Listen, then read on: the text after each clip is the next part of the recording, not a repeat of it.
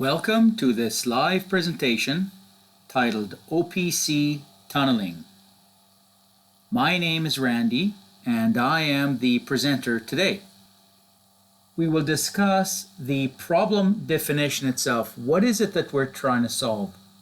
Then I will explain the solution itself, how we go about tunneling, what it is, how it works. And then I will show some tunnel connections and also show communication, specifically a failure with some diagnosis. Then I'll show success with a tunnel, and then showing success with the tunnel through a firewall. At the very end, I'll show you how to get a copy of this webinar recording, as well as the location from where you can get the software download.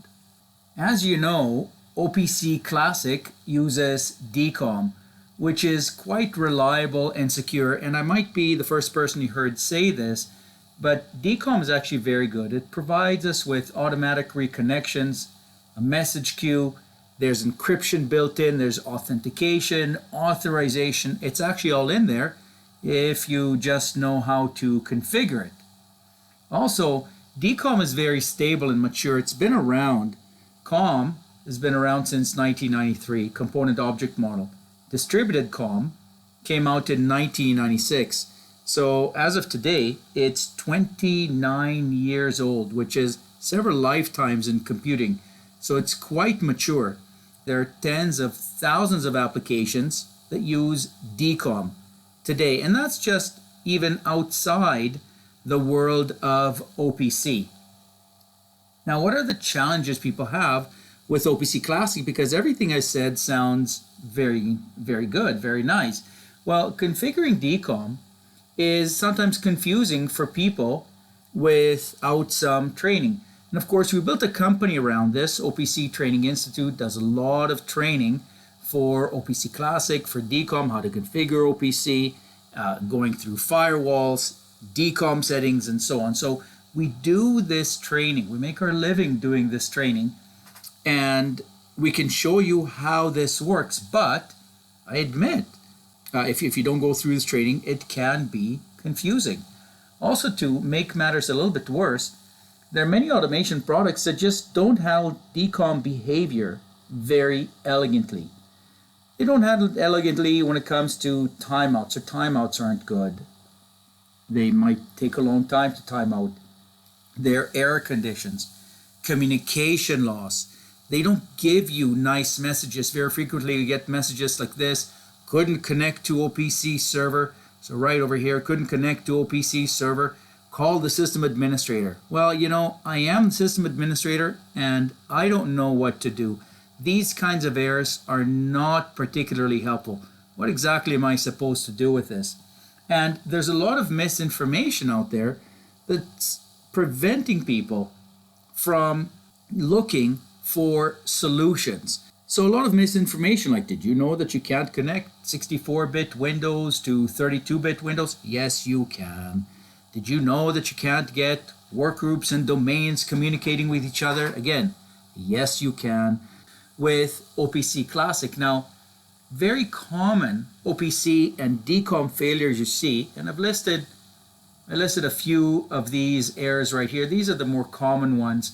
A good clue for you is if an error starts with 0x800, usually it's a DCOM error. And here are some errors that will cause communication to not even start working.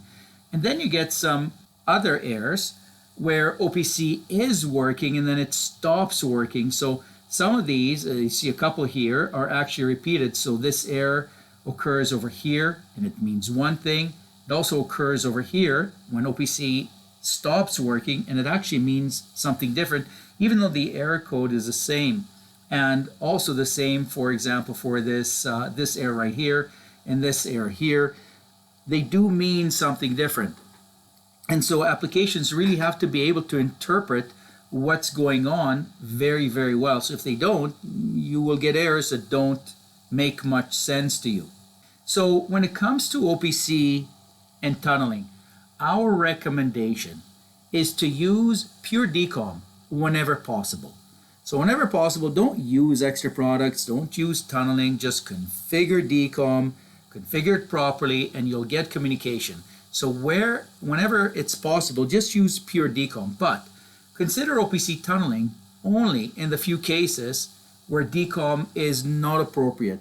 And there are some of those cases, there are a few of those cases, and if you're ever wondering if yours is the right case for this or not, just give us a shout and we can help you out. This is what we do.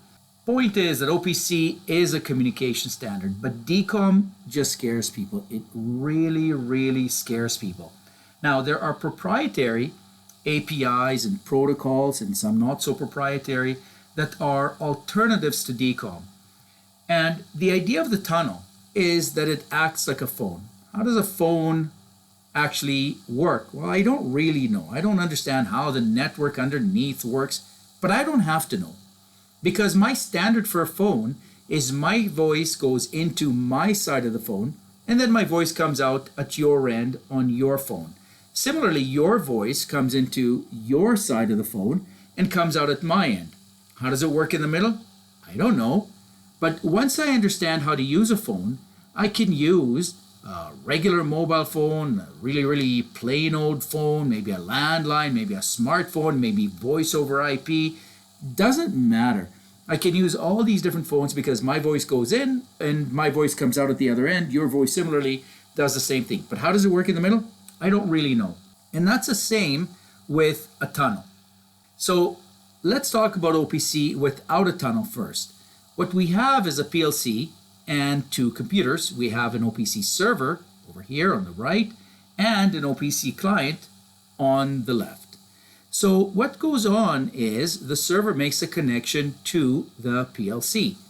Then the server and the client connect. And all of this is done via OPC DA. Now, true, it might be HDA, it might be alarms events, but in this case, just as an example, we're using OPC DA over DCOM. And what that means is we have OPC DA out of this client and OPC DA out of this server with essentially DCOM in the middle. Now what happens with tunneling? So with tunneling, we get the same kind of picture. So we get a PLC and the two computers. And the OPC server makes a connection to the PLC. So there we go. Now, if for some reason you can't get DCOM between the client and the server, what do? Well, you put on a tunnel on the right side. So as you see over here, there's a tunnel. And you make this connection over here. The connection goes via OPC DA. This is local. This is a local connection. Then you put another tunnel on the client side, so on this side over here, and you get these connected. Now, in the case of OPC Expert, they actually use OPC UA on port 57888. You then make another connection from the client to this side of the tunnel using OPC DA. So in essence, what happens is that we see OPC DA in, OPC DA out. How does it work in the middle? Well, yeah, it's true. OPC Expert uses OPC UA for this tunneling protocol. Most tunnels are proprietary. OPC Expert is not. But how this works doesn't actually interest us so much. How this works doesn't really interest us. What we do know is that it's OPC out over here, OPC out over here. So it's OPC and OPC, and how it works in the middle is not particularly relevant. Of course, if you want to know more about this, we can show you. But the whole point is that it's OPC UA, but this is not particularly relevant because we got OPC DA, OPC Classic, coming out at both ends. Now, this slide here focuses on what's inside OPC Expert. So everything I'm going to show you here is inside OPC Expert. So if we go back, everything I'm showing you is what's inside here or inside here. So we begin with an OPC UA client and a DA client to ingest data, to bring data into OPC Expert's intelligent engine. From there, data goes out via an OPC DA server or an OPC UA server. So immediately you see the tunnel is grabbing OPC DA on one side and sending it out with OPC UA.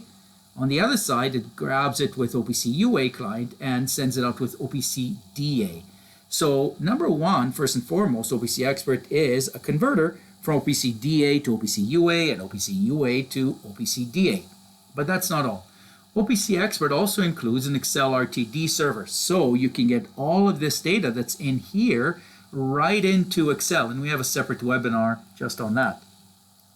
OPC Expert also includes an MQTT broker, and of course is a subscriber and also a publisher, so it's a complete pub subsystem that's included in here: MQTT publisher, subscriber, and the broker, and they all have access to what's inside here, so they can bring data in or get data out of this intelligent engine.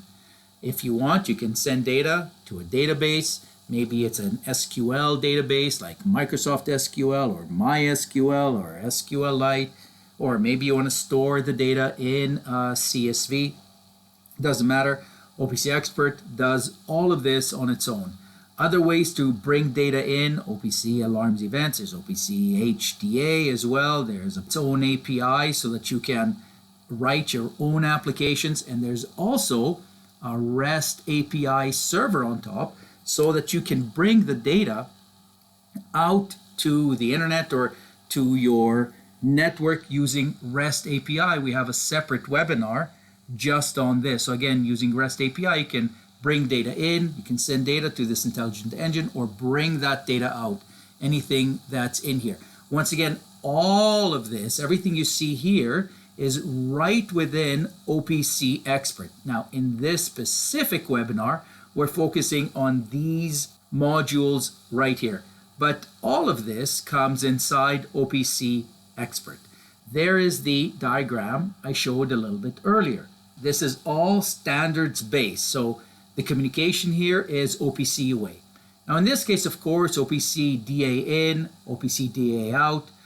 If you have a UA client, you can connect directly to here and get all of your data out using OPC UA, meaning this guy over here is a DA to UA converter. This guy over here is a UA to DA converter. So everything is standards based. You can see it's fairly easy. It uses only one port, and I'll show you that. It's very secure. It uses OPC UA security, but OPC Expert also enables you to put on its own security on top, where you can say, I want to have access to these specific items or not. It's very reliable. There is automated recovery. Of course, there's redundancy already built in to the tunneling, and it runs as a Windows service, so Windows can manage it. Windows can restart it if you need. Windows can also start it. Windows starts up. For the Windows versions, it works with Windows XP all the way to Windows 11 and Windows 2003 all the way to Windows 2025. So it works on all of these operating systems, and if you want the connection to Windows NT or Windows 2000, OPC Expert is actually able to connect to those operating systems as well. OPC Expert functions very, very well as a normalizer. What that means is we get OPC DA in, OPC DA out. So if, for example, this server here only supports a certain kind of browse, OPC Expert introduces more browsing functions that are available. If this client, for example, doesn't subscribe properly to some service, if you are having a problem with some service, you can put OPC Expert in and it will normalize the conversation. It will convert it from, in essence, one version of OPC DA to another. That's all built in. There's a built-in debugger. There are log files that will tell you exactly what calls are being sent over here, what calls are being sent over here. So you can actually have a log to see what's going on. And of course, as I said earlier, it also acts as a converter between OPC UA to DA or OPC DA to UA, just like this. Remember, this one over here, this end, is a converter. This is an OPC DA client and also a UA client. So for example, over here we have a DA client. This guy's a DA client. With this whole thing here becomes a UA client. So it enables this one here to convert from an OPC DA client to a UA client. Also, it's the same thing over here. It, in essence, converts this OPC DA server to a UA server. So if you connect over here, you're effectively connecting to this OPC server over here as a UA server. So it acts as a converter very, very well. And that's already built in. So that's built into OPC Expert. So one more time, we've got the PLC, we've got the two computers, we have the OPC server and the client. And as we said, the server connects to the PLC. We're going to put on the tunnel, so I'll show you this. So there's the tunnel, one half of the tunnel, makes a connection via OPC DA. We put the other side over here. This connection is via OPC UA using one port, and we'll see that. And there's the OPC client making this connection via OPC DA. You notice this is local, also this is local, and then we have OPC UA over the network using only one port. So this computer here will be side A, whereas this computer on the other side is called side B. Let's go do a demonstration and I'll show you how this actually works. Here we have two computers. Here we have side A, so this is computer side A right over here, and computer side B. This is the computer right over here. Now you notice that when you get OPC Expert, all you're actually downloading is one executable that you can run. And when you start up OPC Expert, as you can see here, when you start up OPC Expert automatically extracts all the files it needs. So OPC Expert right now is setting everything up, as you can see. So there it goes. And it will start up. There it goes. And I'll just get rid of this. It's initializing. Great, it started. I need to, in entire network, when I open entire network, I don't find anything. There's computer side B. So I will double click to add a computer and I will call it side B. Now that I've added computer side B, I'll try to browse it and we'll see what happens. And oh no, it didn't work. I don't see anything over there. But OPC Expert does show me it's got an error. So let's take a look at this error. I'll double click it. And it actually diagnoses this and tells me that it couldn't get the connection. Here's the error. And it actually tells me that I can do this. I can get a connection if I mess around, if I change the user account. So really what I need to do here is change the user account or the password. I could get this done, but in this case, I think we're here to take a look at a tunnel. So we're going to see how this works. Now, on this computer over here, what I have is an Iconics OPC server, and this is OPC Expert UA server. So I will go to computer side B, and again, on computer side B, you can see I have OPC Expert, and it's just the executable. I will start up OPC Expert, and I will import the OPC server. So here we go, everything started. There is side B. I will right click the PC and I will import OPC servers. So I'm going to import OPC servers just like this. Immediately we are going over to the other side and we found two OPC servers. So we found Kepware and we found a Modbus server. Now, in this case, I'm only looking for DA, but I could look for A&E or HDA servers as well. I'll take those two servers and say OK. And now we've imported these two OPC servers right over here. So that when we expand, for example, Modbus, it's now going to the other side and grabbing the data inside the OPC server. So we can see that we've got some data here. So there we go. I'm going to grab some data, and this is coming from side B. So it's actually on side A. The OPC server appears to be local, but you can see that this is coming from side B. Although this OPC client thinks this server is local.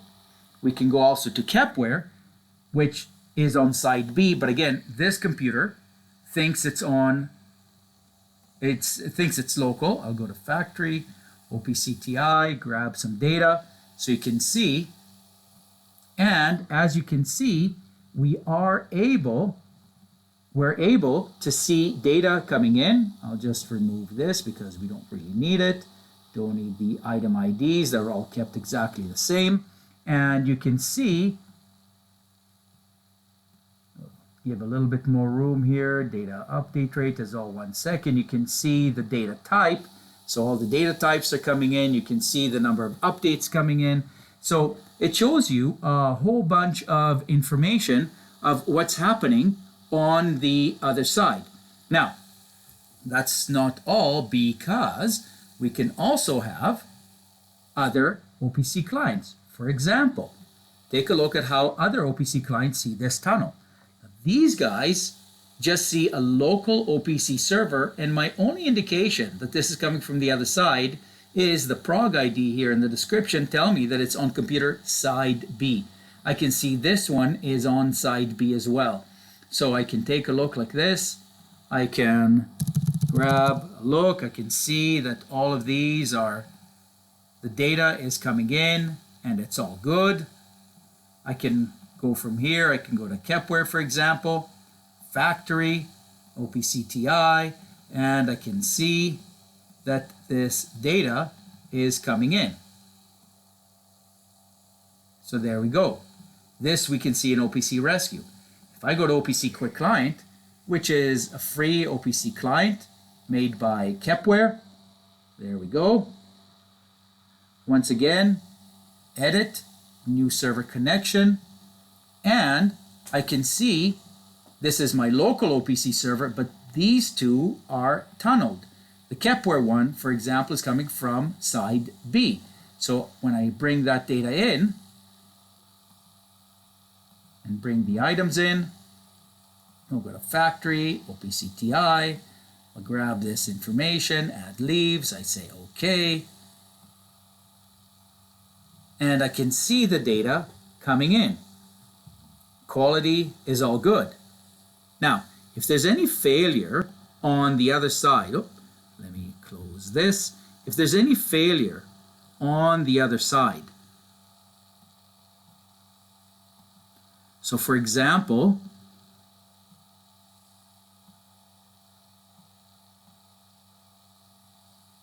here's the other side, and let's say, for example, that I want to kill the OPC server, and you can see the data is coming in two different clients over here. But if I kill the source OPC server, you can see I killed it, and sure enough, over on this side, the tunnel realizes the communication is bad, tells us it's bad, out of service, and then it gets data again, and the data goes good once again. So there we go, we can see the data is coming in with good quality.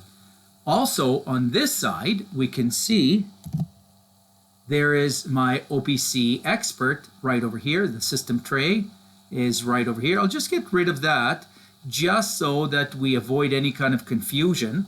So that system tray is going to go away. There we go. So we can just see OPC expert, but it isn't running as a service. To run it as a service, all I need to do is run as a service. I right click it, run as a service, and I'll take the local system account. I can choose a particular account as well. I'll click OK, and I want you to see here, OPC Expert is setting itself up as a Windows service. There it goes, running as a Windows service. CPU is going up. This guy lost the connection for just a little bit during that setup, and then automatically reconnects. You can see all the data is good again. So we're getting the data. Now I can close this, and sure enough, all I'm left with is this OPC Expert UA server, which is running as the system account. And you can see the CPU is nothing. It uses very, very, very little. So everything is working right now. Now, as I said here, we can see the port is 57888. So if I turn on Windows Firewall, so I'll go to the firewall just so you can see it. I'll go to turn Windows Firewall on or off. I will turn it on just like this. Okay. So now the firewall is on. We will go to Advanced Settings. And when we go to Inbound Rules, nice, Microsoft added their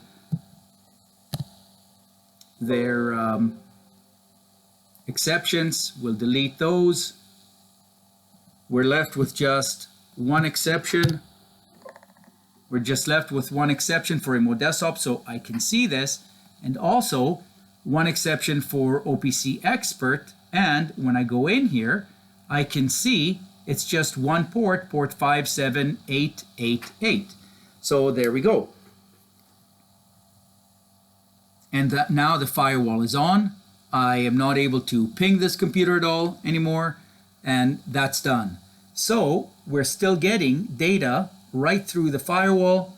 Even though we don't know the Windows user accounts over here, we can get data right through the firewall, and everything is working properly. So there you have it. We've got the tunnel working, and I should really point out that over on this side, the tunnel is already running as a service. When we go to OPC, there we go, we can see that this is running as the system account, just like this, and so is this. These are services. There's OPC Expert, which is this. We do not need it any longer because we've set up the tunnel. I'll exit this. So these two are gone, and what we're left with are these two. And when we go to the services, you can see they're properly labeled. We've got Kepware on side B and Modbus on side B. So everything is labeled properly, and there we can see how the tunnel is set up, and now everything is running as a service, which means it will restart with Windows automatically. So there you have it. We've done a little demonstration. To get automated troubleshooting, you can download OPC Rescue and get this automated troubleshooting. You can also download OPC Expert, and that's what I showed you, that gave the nice verbose diagnosis of what was happening, why we couldn't connect. If you download OPC Expert, you'll be able to trend, bridge, tunnel, all of these different activities. All of that is included inside OPC Expert. Now, in this particular webinar, we spoke about the tunnel as well as OPC specifications, UA and OPC Classic. This is what we spoke about in this webinar, but you can go to other webinars where we are talking about these over here. Now, Excel connectivity is going to be our next webinar, by the way.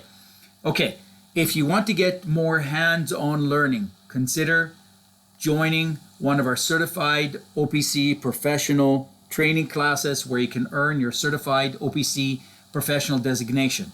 You can come to one of our hands-on workshops where you learn how to configure DCOM, OPC Classic, and OPC UA.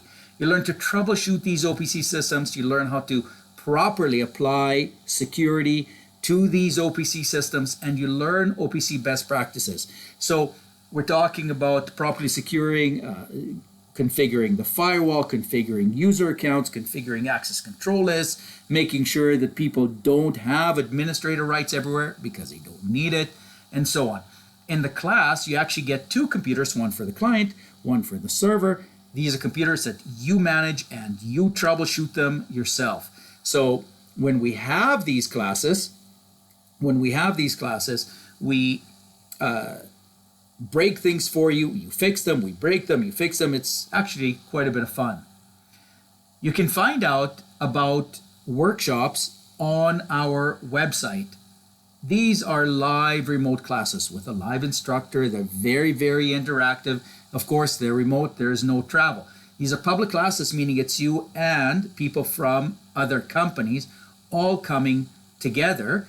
But we can also have training just for your company, either local, on site, or we can do them remote as well. You can look for dates at opcti.com. Last slide here. So we're going to send you an email with links to this webinar recording, and we will also send you a link to download OPC Expert. You can use exactly the same version of OPC Expert that I used here.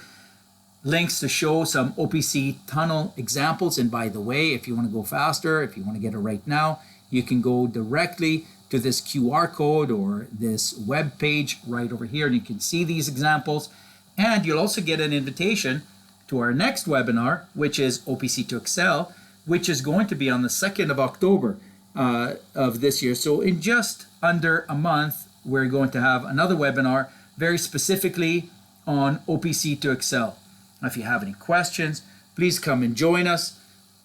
You can send us an email or give us a shout. We do answer the phone and we can help you out. All right, everybody, this ends the formal part of this presentation. Thank you very much for coming. I will now take on the questions you asked during the webinar that I didn't have a chance to answer during the webinar itself.